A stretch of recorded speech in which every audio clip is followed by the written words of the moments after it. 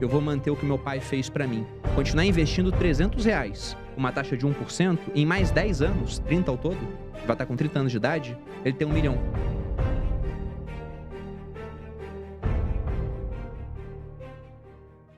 Dá pra você ficar rico hoje começando a investir com pouco dinheiro? Dá, desde que ao longo do tempo você invista com mais dinheiro. Ou que você fique muito tempo como investidor. É um outro ponto. Se a gente pega o Warren Buffett, que é um exemplo famosíssimo, né? O Warren Buffett tem hoje uma riqueza de mais ou menos uns 110 bilhões de dólares. Desses 110, 107 vieram depois que ele tinha 65 anos. Então, quase todo o resultado dele veio depois de 65, porque é o poder dos juros compostos. Se você pega a fórmula dos juros compostos, a gente vê que a parte exponencial é o tempo. Você tem algum capital investido que multiplica por uma taxa de juros, mas o fator que é exponencial é a passagem do tempo. Então, nada detém a marcha do tempo e ela atua a favor do investidor. Então, se você tem pouco dinheiro, eu espero que você tenha muito tempo para investir, porque aí você vai conseguir chegar longe. Então, o jovem, por exemplo, ele está numa situação ideal. Ah, é pouca grana. É, mas tem muito tempo pela frente. Melhor ainda é se tem um pai ou uma mãe assistindo aqui que quer começar a investir para o filho. Porque imagina, uma criança acabou de nascer e o pai vai lá e fala, não, vou investir R$300 por mês para o meu filho. Se ele faz isso durante 20 anos, com um retorno de 1% ao ano, quando o filho tiver 20 anos, vai ter 300 mil investido. 300 mil, o cara já pode decidir fazer uma outra faculdade pensando não só no dinheiro que ele vai ganhar imediatamente, mas sim no longo prazo. Se essa criança, que virou esse jovem de 20 anos, assume esse capital e fala, não vou gastar, eu vou manter o que meu pai fez pra mim, continuar investindo R$300, com uma taxa de 1%, em mais 10 anos, 30 ao todo, vai estar com 30 anos de idade, ele tem 1 milhão. Isso com R$300 ao mês. Então, se começar a investir cedo, né, você precisa de muito menos dinheiro para conseguir chegar no seu objetivo. Agora, quem deixa o tempo passar vai precisar de mais dinheiro para isso. Então, o ideal é começar o quanto antes. Se a gente pega e fala com investidores aí que tem mais tempo de mercado e fala qual o seu arrependimento, eu já ouvi a mesma resposta várias vezes, não ter começado antes. O próprio Warren Buffett fala isso, ele começou com 10 anos. Ô, louco. Pô, é investir do berço, né, praticamente. Não, mas você sabe que eu outro dia escutei um piloto que ele trabalhou muito tempo com voo internacional e ele já tem aí os seus, né, já parou, já deve ter os seus 70, 68 anos. Ele falou, poxa, Carol, se eu tivesse aprendido lá atrás, eu teria, né, investido muito dinheiro e estaria numa boa. Só que, infelizmente, ele gastou tudo e, né, leva uma vida, porque a gente sabe que muitos idosos dependem de alguém. Infelizmente, a grande parte. Então, a gente não quer que você dependa. Vai investir seu dinheiro, começa com pouco, não vai na onda daquele amigo. Ah, vamos jogar sinuca todo dia no bar. Cuidado, porque, mais uma vez, você começa aos poucos. Melhor do que gastar R$100 aí todo dia no bar. Enfim, eu puxo muito a orelha de vocês, porque eu sei que tem gente aí que gasta dinheiro à toa. Então, Bruno, já aproveitando as 6 fatias que você considera interessante para uma carteira de investimentos. Bom, primeiro, né, já que a gente falou do futuro, que é a garantia a sucessão, que é a previdência, vamos falar do presente, que é a sua reserva de emergência. Porque se você começa a investir nas outras fatias, mas não fez essa reserva, você pode ser obrigado a vender no pior momento possível do ciclo, e ao invés de ter lucro investindo em ações, você vai ter prejuízo. Então você tem que ter uma parcela que vai pagar ali uns 6 a 12 meses do seu custo de vida. Né? Geralmente o pessoal fala 6. Quem é funcionário público federal, entendo que pode ser até um pouco menor do que isso, mas o cara que é corretor de imóveis, por exemplo, tem que ser maior do que 6 meses. E você vai deixar em aplicações muito líquidas, muito seguras, e aí por segurança, baixo risco de crédito, né? Você não quer botar o dinheiro num banco que vai quebrar.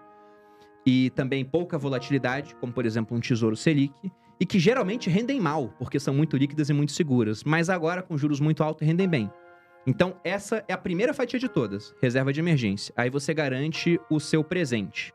O futuro é a previdência, como eu disse. E aí você tem o meio do caminho, que são as outras 4 classes de ativos. Primeiro, investir no mercado nacional, porque tem muita coisa boa, muito barata aqui agora. Aí lá você vai explodir aqui uma série de coisas. Vai ter renda fixa que não é voltada para essa parte de emergência, vai ter fundo imobiliário, vai ter as ações, por exemplo. Então, tudo do mercado nacional. Depois, uma parte do mercado internacional. Porque por mais que o Brasil seja um país de muito potencial, um país de muitas oportunidades, a Venezuela já foi um país de muitas oportunidades, de muito potencial. A Argentina também. Já foi. Eu não sei como é que vai ser o futuro da Argentina, mas eu acho que para um argentino hoje está muito mais claro do que para um brasileiro que é necessário ter dinheiro fora do país. E por mais que o Brasil ele siga bem, por mais que isso aconteça, eu acho que é mais difícil o Brasil crescer tanto quanto os Estados Unidos. Porque eles são líderes em tecnologia no mundo. E tecnologia hoje é responsável por muito crescimento. Se a gente for pegar agora até em tendências demográficas, né? Porque uma das coisas que faz um país crescer é ter mais gente para trabalhar. Tem um programa que eu gosto que é o Largados e Pelados. Você vê muito bem isso lá. O cara, quando tá sozinho, ele fala: nossa, eu gasto 4 horas por dia para ferver água e reformar o teto do meu abrigo. Ele só quer outra pessoa para ajudar a dividir o trabalho com ele, porque eles ficam mais produtivos fazendo isso. Só que a população dos países parou de crescer. Na China está diminuindo, na Europa está diminuindo, no Brasil está estagnado. Se a gente pega os últimos 30 anos, estagnado não, está crescendo levemente, mas se pega os últimos 30 anos, a população cresceu 70%. Para os próximos 30, a expectativa é crescer 0. Então é menos gente para produzir. E aí como é que a gente compensa isso? Com tecnologia. Mas a gente não é um país que faz tecnologia de ponta. A gente usa dos outros. Quem faz? Estados Unidos e China. Mas Estados Unidos, a população ainda cresce. Seja por conta de imigração, seja por conta dos americanos terem mais filhos. E a imigração que vai para lá, não é só o brasileiro que vai para lá para pegar serviço de garçom, não é só o mexicano que atravessa a fronteira. É o cara da África do Sul que vai empreender nos Estados Unidos e vira o homem mais rico do mundo, que é o Elon Musk.